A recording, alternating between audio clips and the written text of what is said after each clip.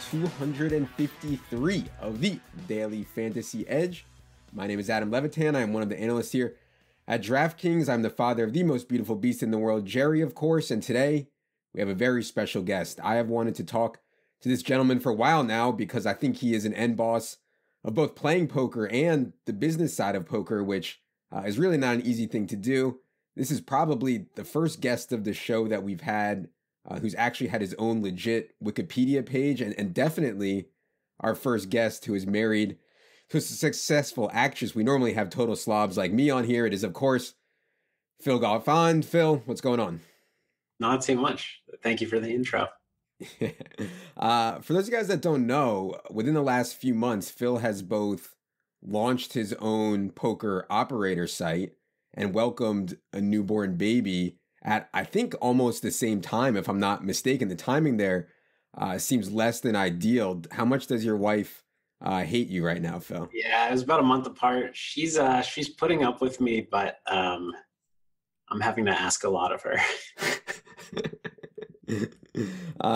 Yeah, it's crazy timing. All right, I don't want to get into Phil's whole background and his come up through poker and all that. I think Phil's talked about that plenty. You can Google and find all that, about the famous slides in his apartment, et cetera, et cetera. I want to start with DFS because I think that a lot of the same skills from online poker translate to DFS. And I think you probably actually know some of the nosebleed stakes guys in DFS right now who came from poker, just off the top of my head, like A.E. Jones. I think Dan Smith was playing for a while, Brendan Adams, Andrew Wiggins, Maki Supa, Max Steinberg, Brian Hastings, and probably a ton more high stakes poker guys that I'm probably not even aware of. I'm curious, did you ever think about dabbling in playing DFS? Did you want to? And what did you think when you kind of first heard about DFS when it got popular? I never really thought about it. I had spent so much time learning to play poker and becoming an expert in it, and to start over, I don't know, it just felt like a lot. And I think like splitting focus and doing both is pretty difficult, or at least difficult to excel at both. So no, I never really gave it much thought myself. But yeah, I know a lot of players have. I know obviously a lot of the high stakes players were poker players first, and there are a lot of skills that you can use in both. As we've seen. Yeah, I mean, what do you think are those skills? Because to me, it's a little bit different because you can work on your poker game as much as you want before you play. When it's time to sit down, you make so many decisions in the moment. And in DFS, I feel like the decisions are made and then you mostly let it play out outside of some late swap situations, but mostly the decisions are made beforehand. You know what I mean? Yeah. Oh, for sure. I think that DFS, and I mean, I should say, I'd be a huge DFS whale. I don't really know what I'm doing, but I know that enough to say, like, yeah, I think DFS, there's a lot of work that's done beforehand, and I feel like in poker there are certain people who do a lot of work on their game away from the table, and others who don't.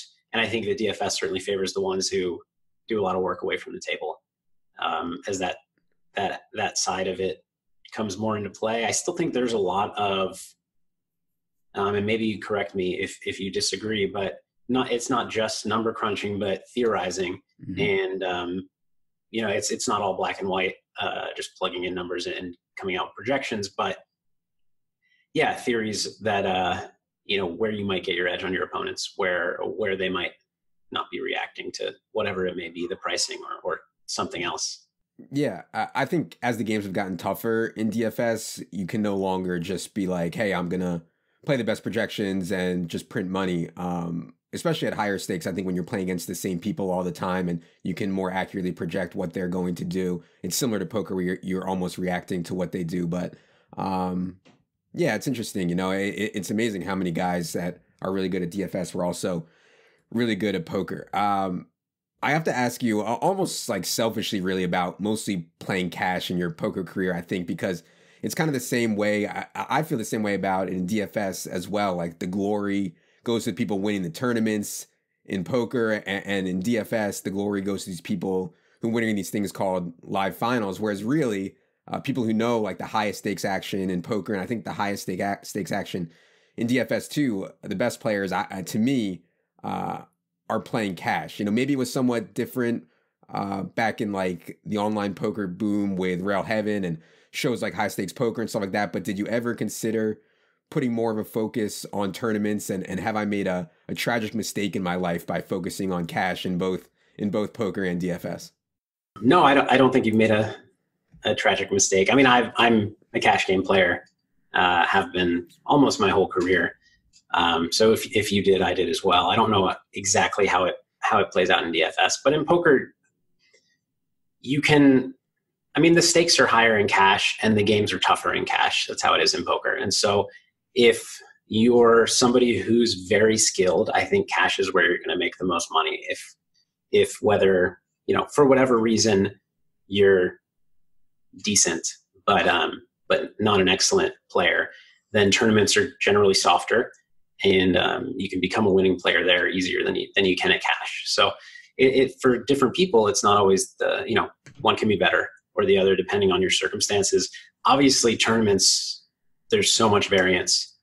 In poker, I guess actually in DFS as well, like online poker, it's not so bad because you just have so many smaller buy-in tournaments that you play. Live poker is brutal because you have, all these $10,000+ tournaments, and now they have huge ones as well. And you can only play one at a time, and they're quite slow. So I think making a living playing live poker tournaments is pretty brutal job.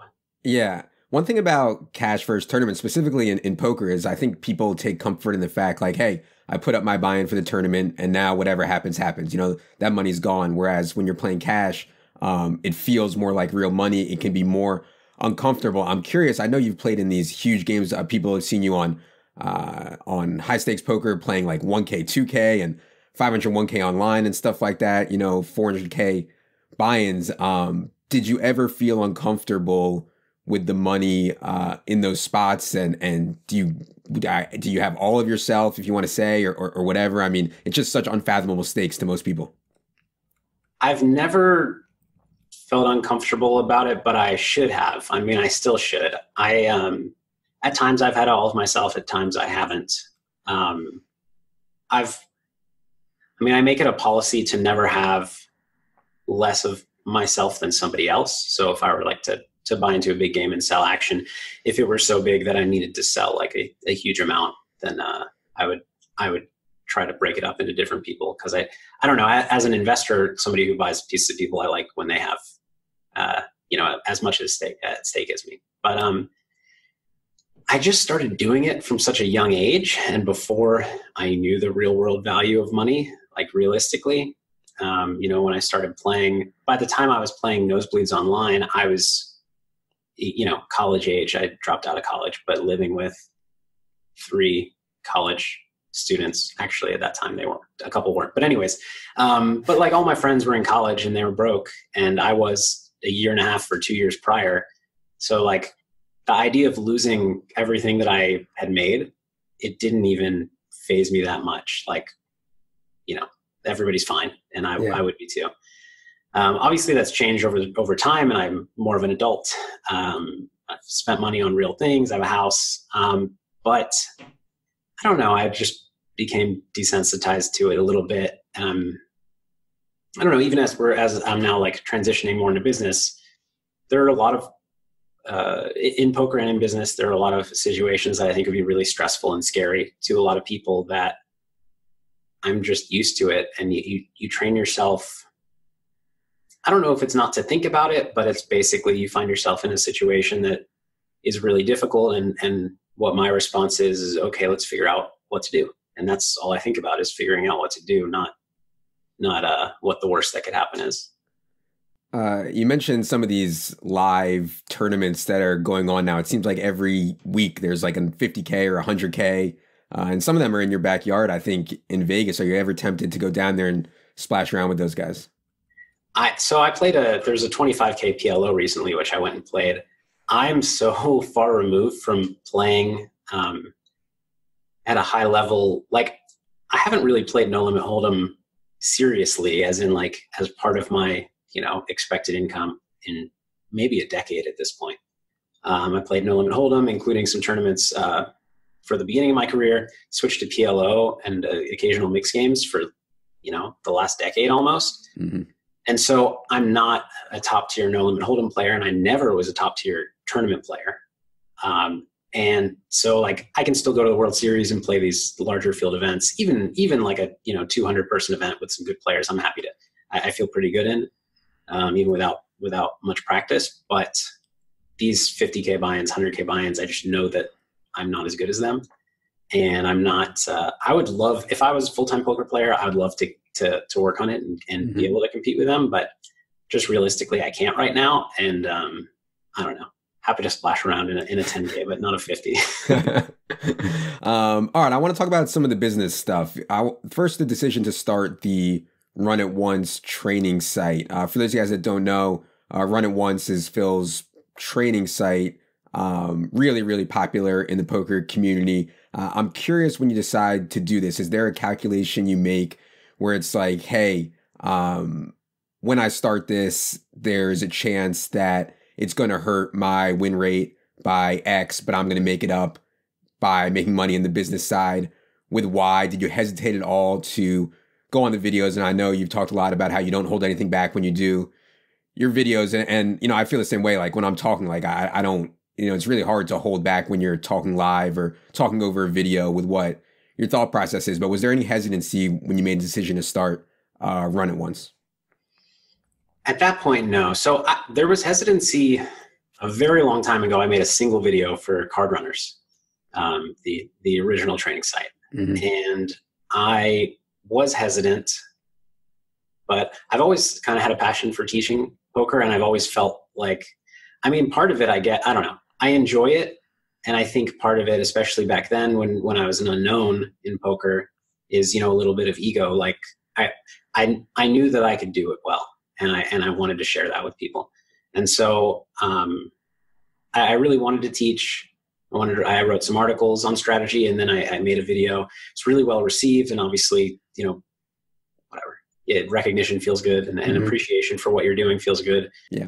And at that point, I started then making videos for another site for quite a while. And yeah, I never really felt.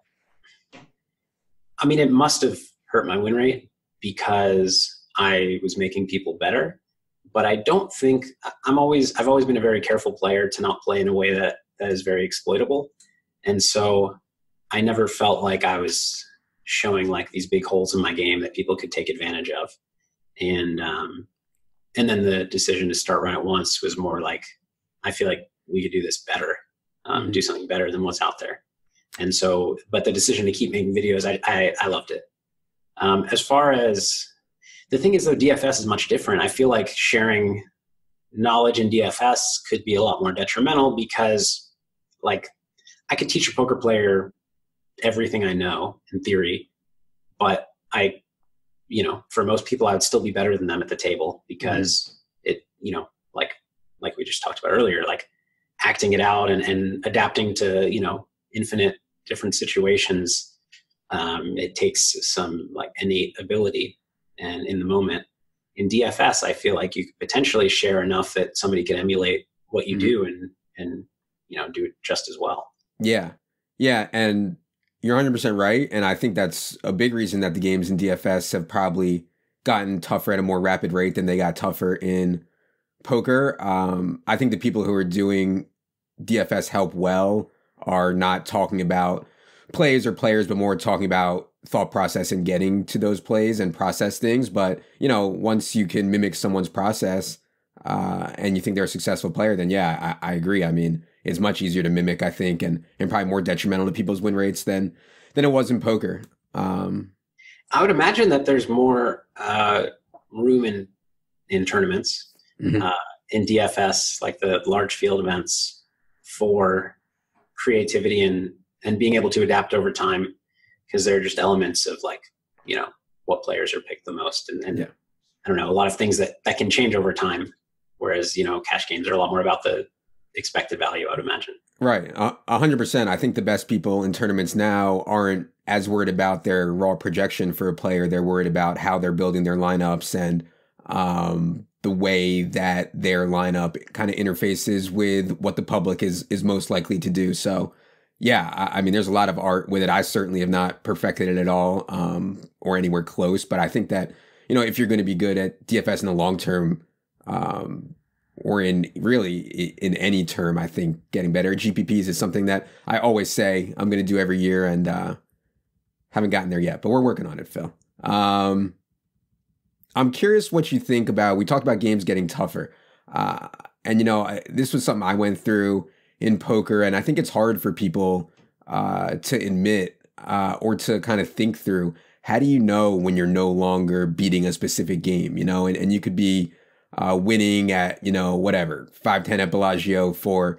3 years, and all of a sudden you lose for 6 months straight, and you don't know if you're running bad or if you really can't beat this game anymore. How do you think people should know? And I think it's applicable to both DFS and poker. How do people know if they're not beating really any game anymore? Yeah. So the easiest way to know is with a massive sample and, doing some statistical analysis. But short of that, and realistically, if you do some time, spend some time looking at, how large of a sample you need to be very confident, it's pretty big. Mm-hmm. So when people are having these downswings and doubting themselves, or even breaking even, or even winning and not being so sure, I mean, the way that you do it at poker, in my opinion, is you look at the plays your opponents are making and decide whether they're making good plays or not. And if you don't see them making clear mistakes and you can't articulate why they're mistakes, then there's a good chance that you're the one that's making mistakes that they're noticing.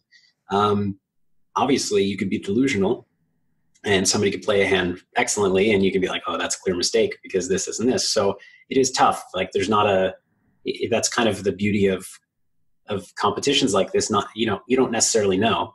It's all your perspective, but I would say make sure that you're able to articulate to yourself your opponent's mistakes. And if you can do that, then you can be a lot more confident. And I've noticed that myself when I've tried to play, when I've tried to learn new games, especially, like limit mixed games. I noticed I spend so much time focusing on just trying to figure out the best way to play my hand.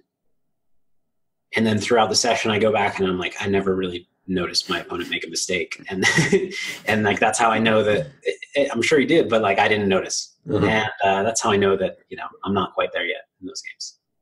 Speaking of bad games and good games, I think it was pretty clear maybe 5-6 years ago that the best games in the world and maybe the best games in the history of poker were going to be in Macau and Asia. And I know Phil Ivey and Durr have been over there forever, which, people think Phil Ivey and Durr are broke or whatever. I don't think that's the case. I think they're playing really, really big in Asia. I have no idea for sure, but did you ever think about going over there? I mean, it seemed to me like if you were willing to put the effort in to go there, that you were just so likely to make money, particularly when I think Macau first opened. Yeah, I made a mistake, certainly, by not going there at the right time. The reason I thought about it, I mean, first of all, I don't like traveling. I like being at home. Second of all, a lot of those games, there's a bit of politics to them, and you need to kind of be pushy and know the right people and befriend the right people. And I'm not particularly good at any of that. It makes me uncomfortable. So there was that, but also the main reason that I didn't do it, that was a mistake, is that I didn't have a lot of live poker experience, and I didn't realize, I thought about it and I'm like, okay, so, cause I was still playing high stakes online where I was doing quite well. And I was like, okay, so I can go and, these games are huge. So I'd have to sell whatever, this amount of action. I'm only playing 25 hands an hour instead of 400. And when I take into account, how much action I have left and just win rates, it just doesn't feel like it's that much better, if at all, and I can stay home and play online comfortably. Mm-hmm. What I didn't realize is just how high win rates can be in some really soft live poker games I was playing, some of the toughest games in the world at high stakes online. And I just kind of, I don't know, I thought maybe I could double my win rate in these games when in reality I could have 10x my win rate. Yeah. And I didn't realize it. You mentioned some of the politics involved with getting into those games, and this is something I've thought about too. There's so much talk in the poker world now about, you can't go to you can't go play live poker and just sit there and play your hands. You gotta talk to the fish. You gotta joke around with everybody. You gotta grease the floor, man. You got to do all this stuff. And, you're bad for the game if you just sit there and play your hand and don't bother anybody. That's kind of the way that I like to play when I play. I don't know. Like maybe I'm just, maybe I'm bad for the game. I don't know. Like I don't really interact with people that much. I'm just really nice and I try to be respectful to people and make sure that I'm not making anybody have a bad experience. Where do you come down on this whole debate about who's good and who's bad for the game? And do you have to, when you play live poker, do you have to maybe joke around and be really outgoing and make it fun for everybody? First of all, you said exactly kind of, I don't know, a personal philosophy of mine, which is, to just treat everybody well and make sure I'm not like contributing to a bad experience. You said it better. But that's just kind of been like my life philosophy. So that's cool to hear. But no, I think that if you're respectful and polite and nice, you're not making things worse, certainly. And I think on the whole, it's a good thing.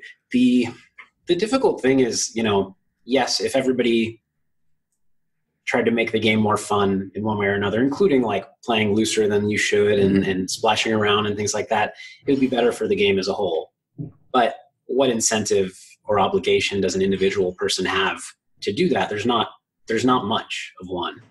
And I think as an operator, like in the online world, there are a lot of things that people do online that are bad for the game, quote unquote, but I don't think it's their responsibility to not do them. I think it's the operator's responsibility to do what they can to disincentivize them or to incentivize them to behave in a way that's going to make the game more fun. In live poker, that's really tough. How do you incentivize people to talk more? You don't.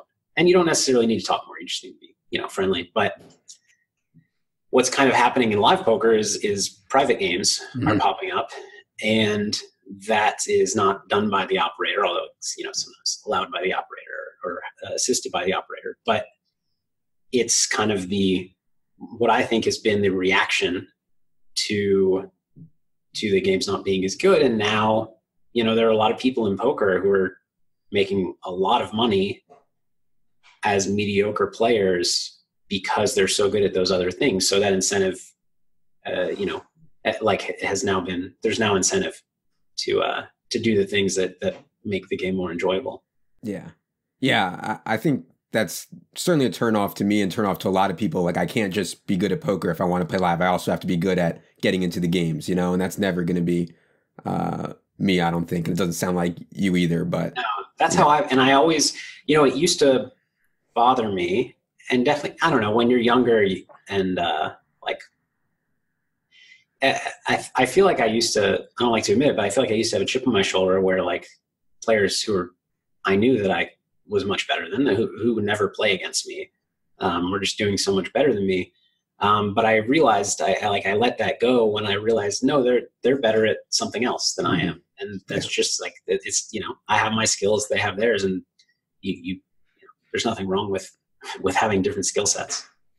All right. We got to get to King Businessman Phil Galfond now, because this is fascinating to me. I think, starting a poker site from scratch is like so far out of the realm of anything I would think about doing, due to all the government regulations, due to all the lawsuits you're probably going to face, due to how hard it is to build an ecosystem. What were you thinking when you decided to start Run It Once Poker? And by the way, guys, for those guys who don't know, Run It Once is Phil's training site. He's since launched in the last 2 months or so Run It Once Poker, which is a poker platform that you can actually play on. Phil is now on the operator side. Yeah, I don't know what I was thinking. It came from what it came from is Poker Stars, everybody's favorite poker site for a long time, and it was basically held a monopoly in the online poker world with somewhere over 80% of the business. It was sold to another company, and that company started to take actions that led me to believe that, they didn't care so much about the ability of, keeping poker the way it is in terms of like being a beatable game that, you can make a living at potentially. And there's nothing, ethically wrong with that, but I got quite scared given how much influence they had over the industry, about where online poker was heading. And I play a lot of live poker, but online poker is my favorite way to play it. I love it. Mm-hmm. And I was scared about it going away. We had run a successful training site for 6 years. It's a much different business, but felt like some things we excelled at were like building a good product and design, and we developed a good website. I mean, I've learned since, it's just a completely different development kind of project. Mm-hmm. I knew that, but I've learned even more so. But yeah, I thought that we could build something cool. I had a lot of ideas. We had a lot of ideas that I felt like could help online poker, and not just because of the direction that Stars was taking, but like I believe has happened in DFS. Games have gotten tougher. There are new kind of threats to the game, and I felt like a poker player is the best equipped to deal with them, to find creative solutions to them, rather than just a businessman. And so I wanted to be in that spot to help the future of online poker, keep it alive. I think one thing about running a poker site or a DFS site or whatever is liquidity is like so important. I mean, if I show up to play, 2-4 no limit on runitonce.com and there's no games, like I'm going to go somewhere else. How has it gone in terms of liquidity? Are you doing any marketing outside of your name? Because I know, you've been putting yourself out there and trying to drum stuff up on Twitch. But I feel like one of the reasons PokerStars was so successful was just because of the liquidity. And then they were advertising constantly, they have like soccer stars, pitching for them and everything. How's it been going on the liquidity front? How's the action been in the first couple months? Has it met your expectations? It has.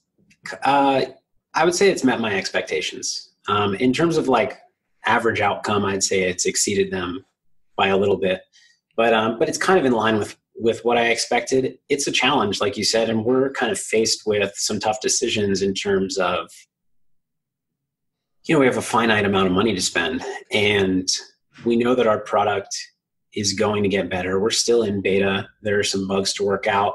We only have cash games right now. We haven't added tournaments. So I know that once we get to the final product, we'll be successful. But the question is, do we push now and pile some money into marketing to reach that liquidity in our cash games, or do we conserve our runway to make sure that we get to sit and goes, that we get to MTTs, because at that point we know that we're going to do well. And it's constant kind of internal debate within the company, not just myself.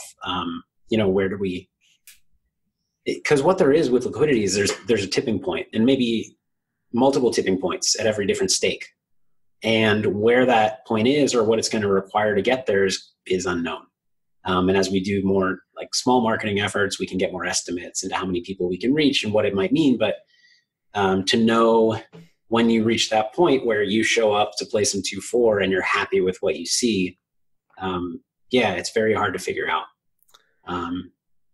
And I mean, DraftKings did that too. They piled money into marketing and overlays just to reach and spent a lot to reach the point where they became very successful, and it worked if you can afford to do that.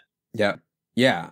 I mean, DraftKings spent an unbelievable amount of money. They were a huge underdog coming from behind. Not that long ago, people just assumed that DraftKings was number one the whole time. Was not the case. I mean, they just piled a ton of money and got the liquidity. And I think, having the best tech also, I think, was a big difference. I'm curious what you think about the pro programs, because so many DFS sites and poker sites have done this. And I think, it's kind of aspirational, both poker and DFS. I want to be the next, Phil Galfond. I want to be the next, Chipotle addict in DFS or whatever. Full Tilt had the Red Pro program. Stars, has or had, I believe, some version of it. I was fortunate to be a small and kind of late part of DraftKings Pro program. Is that something that you think makes sense? And what do you think of these pro programs that a lot of the sites run? I think it's important for an industry, not just a site, to have, these success stories that people aspire to. Whether or not you need to, pay them to represent your site in the way that sites do, I don't really know where the payoff is, or, the cost benefit is. I think, a lot of sites have had success with it and are still doing it, although people seem to be cutting back quite a bit. What we did for the poker site is, for now, we've focused on streamers, poker streamers on Twitch, and actually come up with a program to allow anybody to potentially earn some extra money by streaming, which is, for a number of reasons we did it, but it works well within a more limited budget, where you can't just like go out and sign these people for $200K a year to represent your site left and right. But I do think, when we're able to signing some pros to represent us, I think is something I would definitely like to do.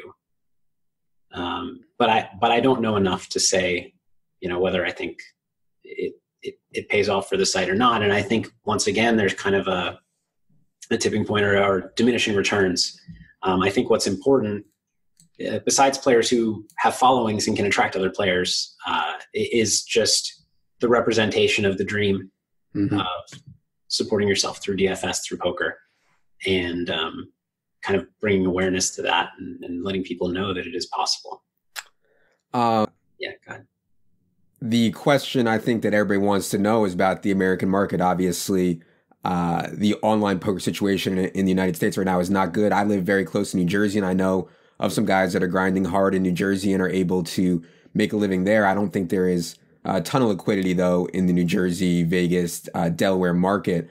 Do you have plans to try to enter the American market? How optimistic are you that America will return to the glory days of online poker, if at all, in our lifetimes? And we actually got a question, too, from Killer Rocky. He said, now that you have the site up and running, do you feel obligated to get involved with a legal battle in America so you can bring your site statewide? For us, step one is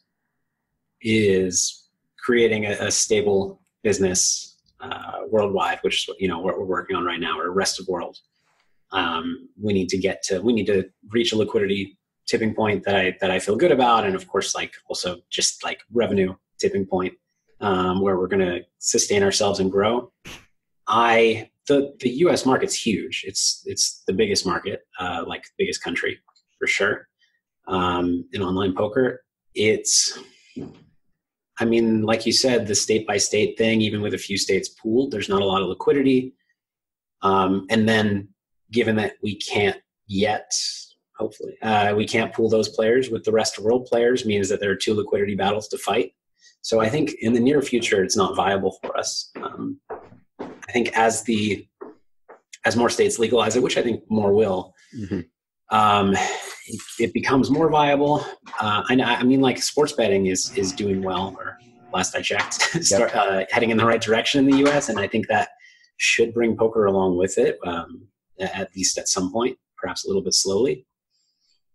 But I don't know. I really, what I think what the regulators seem to want is, either safe, responsible, regulated sites, or revenue for their states or country. And what's going to happen, in my opinion, if things stay the way they are, progress really slowly, and then the restrictions are really strict and the licensing fees are high, unlicensed sites are going to win. These sites that are breaking your rules, because just technology keeps progressing and is going to progress in a way that it's going to be very difficult to stop these sites. There are already plenty of sites operating in the US against the rules. Yep. And they're not being stopped. And so I think that, and what's worse is these sites are in some cases not reputable. I don't know enough to speak about individual ones to say that they're not, but some are shady sites, and there's nobody looking, there are no regulators overlooking them. And what the states are doing is just making it even if they start to legalize it in a bunch of states, but have a bunch of restrictions and fees, these unregulated sites can offer lower pricing because their margins are higher, or they can, they can do more marketing because their margins are higher and because they don't have to abide by these rules. And so, I mean, I'm pretty pessimistic about the future of online poker in the US, at least the regulated future. Sad to hear it. I have dabbled somewhat in the business side of things. One thing that happens to me all the time is, stuff happens, and I think it's become more clear to me as I've gotten older that the ceiling doing business stuff is higher than it would be just playing. But sometimes I'm just like, man, just screw it. I don't want to deal with all this, BS. I just want to play. Do you ever feel that way when you're dealing with all the business stuff? And I'm sure, there's, on the scale that you're running a poker site, there must be just an insane amount of headaches and legal issues and all kinds of things that are going on. Do you ever just want to say, screw this, I just want to play. I was doing fine. Like, let me just play poker. Yeah, all the time. I miss playing so much, and I miss controlling I still have some control over my hours, but I don't really have control over my weeks. I can't just disappear for a while like I used to be able to. I miss it a lot, and I don't love the headaches. There are parts of business that, like you said, the ceiling's higher. There are parts of business that are really fun and exciting, and I still find it really fun and exciting, even in the difficult times and dealing with challenges.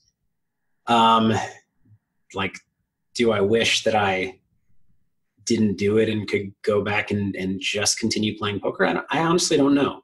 But where I'm at now, I'm proud of what we built, and I want to keep doing it. And I have all these goals for the company that, I want to see through. So it's not really a thought now. It's just every once in a while, I miss just being a poker player.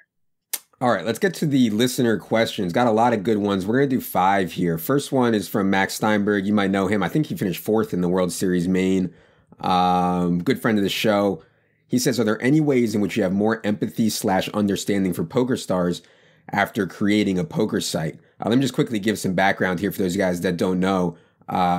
Poker stars came under heavy fire, and I think deservedly so, for the way they handled the Supernova Elite program, promised people a bunch of rewards, and then at the last second essentially pulled the rug out from under them and did not honor those rewards. People have also criticized them for increasing rake and kind of pushing people to more, I would say, luck-based variations of poker than pure poker. I don't know. I haven't played online poker in a long time. That's at least what I've gleaned. Fair summary. Yeah. So back to the question, are there any ways in which you have more empathy or understanding for stars now that you've created a poker site?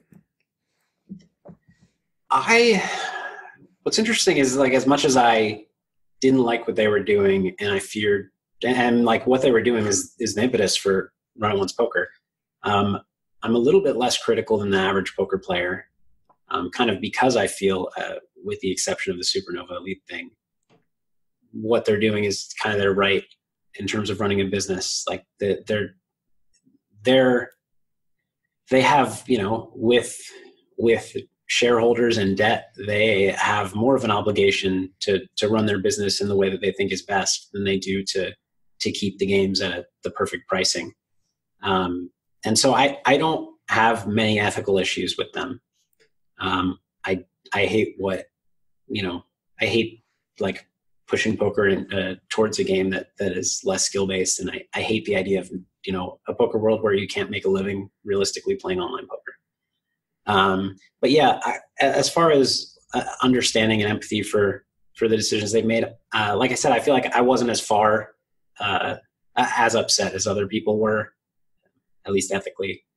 But I don't know. I think it's a little too early in my poker experience, operator experience. We haven't been running the site for that long, and kind of, we don't know enough yet. I think that probably I'll develop some more empathy for poker sites in general. I mean, what I have developed more empathy for, not so much for poker stars specifically, but sites that have had a small silly bug that they've had for 2 years. I understand that a bit more, because we just have this massive list of things, some things that are obvious bugs to people, but a bunch of other things that I really want to improve. And but in addition, all the games we want to add and things we want to do. So it just like development queues get out of control and you have to prioritize. So I understand some things like that a little bit more. And the other thing that I understand a bit more is, there are some features or parts of the site that are kind of imposed upon us by regulators, where like the silly small example of this is we're not allowed to store your screen name in the login section when you open our app. And everybody's like, I wish you could store my, this is a feature you guys should add. I'm like, yes, I would love to. As a user, I want that too. And we're just not allowed to. Right. And it makes us look bad. So that's something, I don't know all the specific things, whether it's development or not thinking of it or regulator imposed obligations for other sites. Like I do have a little more, I stop and think before I criticize another site for something that they do or don't have. Yeah. Question 2 comes from another friend of the show, Sammy Reed. He says, if you were going to start a brick and mortar poker room, a live poker room, what changes would you make to make it better than most rooms do? Basically the live version of opening up your online site. I've seen some things that you guys are doing on the online side, splash pots. You can talk a little bit about what you've done to improve the online experience, but what also would you do if you had the chance to run a live poker room? Yeah, it's a good question. A lot of, I think online poker has some things to learn from live poker, actually. I think they handle some things better. Like we have a universal seating system. So you just come in and you say what stakes you want to play. We put you at a table. You don't table select. And that's what they do live. Generally, they also have must move games, which we don't need to the way that our site is built. But like that's something, if you do have table selection, I think that's something other sites should do. As far as, I guess I'll start with talking about our site and some of the things we changed from other sites in online poker. We have splash pods, which you mentioned, which is our way of giving rewards to our players rather than like a point system that they can cash in for things or direct rake back into their accounts. We throw it directly onto the table at random intervals at the beginning of hands, and it becomes kind of an ante that you play over between 1 big blind and 1,000 big blinds. And the reason we did it, there were a lot of reasons we did it. I wrote a really long post on the topic. You could find it around runintonce.eu somewhere, but I guess I'll leave it at that for now. One of the really nice benefits is that it changes the game, and it changes the game in a way that makes it more difficult for bots to figure out, but also kind of new and challenging for people who have kind of, quote unquote, solved the game. So I really like that. That's one thing that I don't know how I do off the top of my head immediately for a live poker room, but I think figuring out structural ways to spice the game up so that players who are recreational players have more fun, and players who want to go in and play tight and play quiet and be quiet aren't obligated to like contribute to that. I think as the poker room, it would be my obligation to figure out how to let players play however they want, but through the structure of the game or the incentives, make it more exciting and make it okay, like where the loose player can be crazy loose and not lose quite as much, perhaps. It's tough because my live poker experience, I mostly played in like high limit rooms where everything's really nice. You have a bunch of room, they deliver you whatever food you want.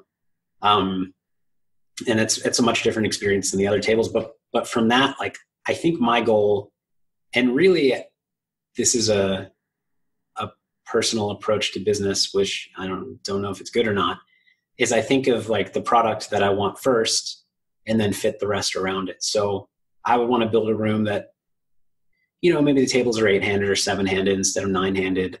There's more space between the tables.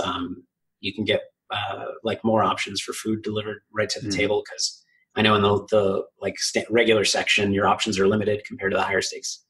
But then, of course, with those changes, I need to find a way to bring in the revenue that I've lost by doing that. And that's maybe, I don't know, those, like, maybe you bring in food, but, don't comp it like you do in the high limit games. And actually you make more from the restaurants. I don't know if they pitch in. I don't know how the economics of a casino work. Maybe you give extra deals to people who are staying at the hotel and get some kickbacks from the casino or, things like that. I guess like, I don't know. But basically, yeah, I would want to make the room more comfortable. I would want to put some kind of, I don't know if it's a table or a section where it's kind of like, hey, I'm new to playing live poker, and here are like the things you should be aware of, like don't make string bets. Mm-hmm. If you're unsure, just announce your bet or ask what happened. If you're unsure, show your hand. Some things that like, because poker can be really intimidating for beginning players or even people who've played online and just haven't played live. Yeah. And I don't think it would take that much room. It would take just, like one dealer or on their, off shift from a table to be like the teacher in that section. I think that would be nice. But yeah, like all these changes cost money, so I need to figure out where to recoup that.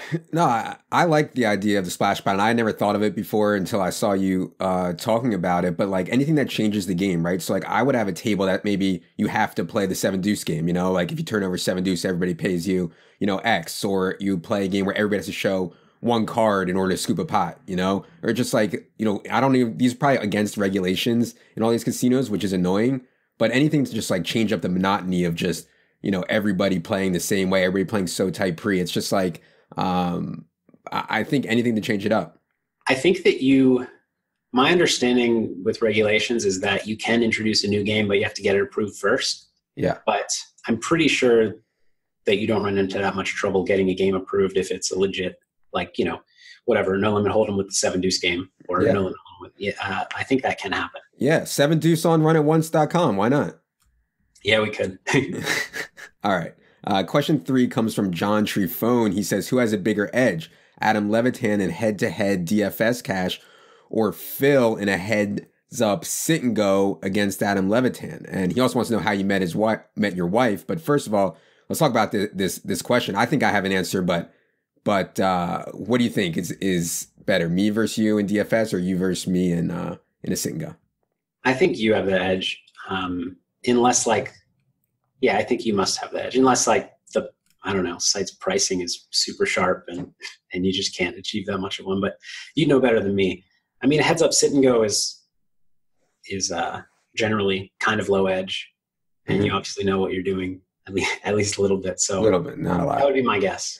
Yeah, I thought of it as you would be smart enough to put in a lot of research before we played our head-to-head. You could consult with some really smart people. You could run the math beforehand, whatever projection system you want to use. And like, whereas in poker, as I already mentioned, I could get coaching, I could take some course, I could watch videos on Run It Once, but then I get into this spot and I'm just like, God, I just have no idea what to do whatsoever. It's just me and I have to make the decision. So yeah, if we had time to prepare and I cared a lot about preparing, then I think I would have the edge. Yeah. But if we had to play right now, I think you would. Second part of his question, how did Phil meet his wife? For those guys that don't know, I believe Phil's wife was actually like on a soap opera for a long time, like a working actress. Farrah, I'm not sure of her maiden name, but Phil Galfond. How did you meet her? She was on 2 soaps for like a total of 11 years. It's a funny way that we met. I met her through Twitter.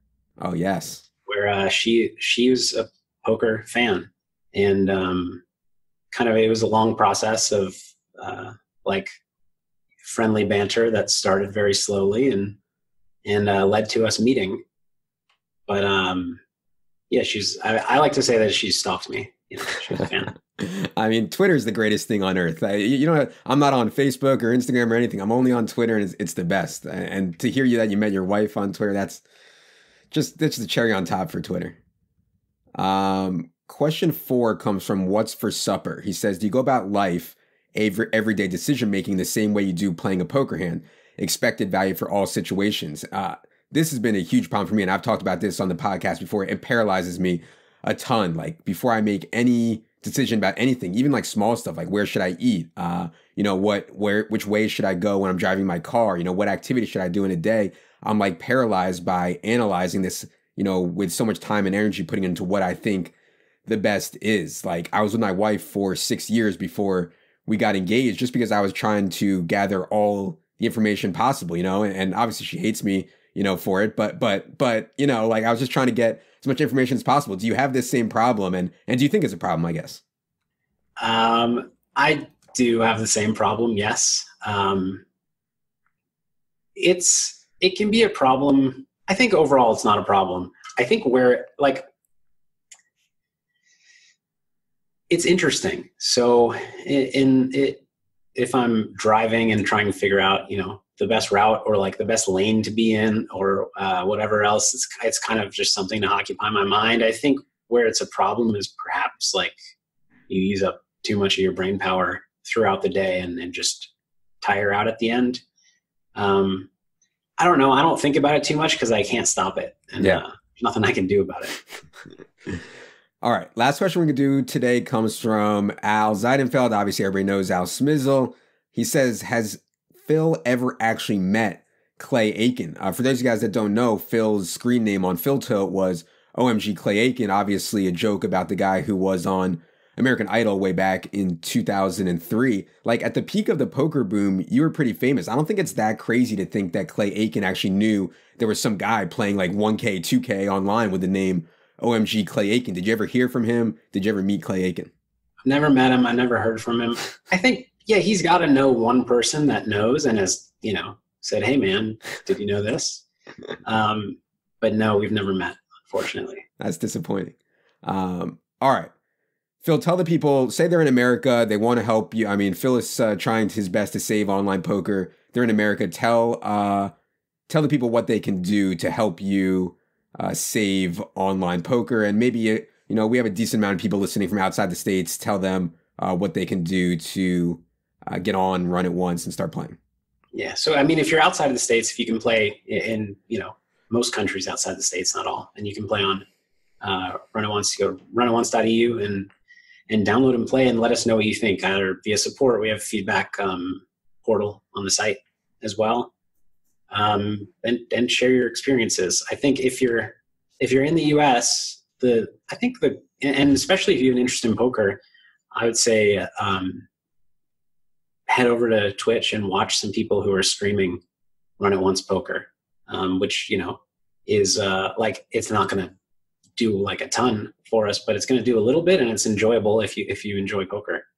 There are plenty of people who are streaming Run It Once poker each day, and I guess that's what I'd say. Where can people find you on social? Give them the Twitter, give them all the places to find you. Obviously, No More Women. Phil's a married man now. He met his wife on Twitter, but where can other people find you? Yeah, the men can find me on Twitter, just at Phil Galfond. I have an Instagram, but I just don't use it that much. I'd say Run It Once has a YouTube channel. I just search Run It Once, and that's also a good way to support Run It Once poker as well. Just like, those views, they help. Yeah. What you need to do is win a DFS live final while wearing a Run It Once shirt and get some marketing that way. Or maybe win a World Series bracelet while wearing a Run It Once shirt. How about that? Or another bracelet. I have to do another. Okay. I'm done. I'll work on that. All right. Somebody else. Sorry. Yeah, go ahead. Yeah, do that. Everybody else. You can go to store.runonce.com. You can buy a Run It Once shirt, and then you can just wear it everywhere. Don't wash it. All right, Phil. Really appreciate the time. Know you're an incredibly busy guy, king businessman, new dad. Congratulations on everything, and really appreciate you coming on. Yeah, thanks for having me. All right, for Phil and for Jerry sleeping in the background, I am Adam. Good luck, everybody.